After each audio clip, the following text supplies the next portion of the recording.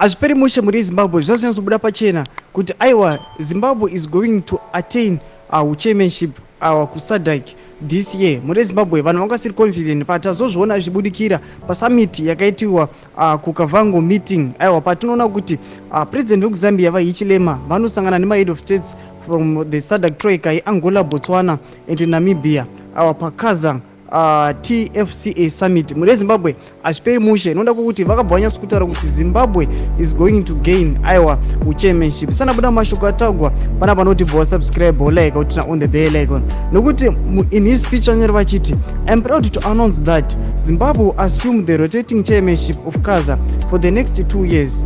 This is a significant opportunity for us to lead in enhancing sustainable conservation and driving socio-economic progress in our region.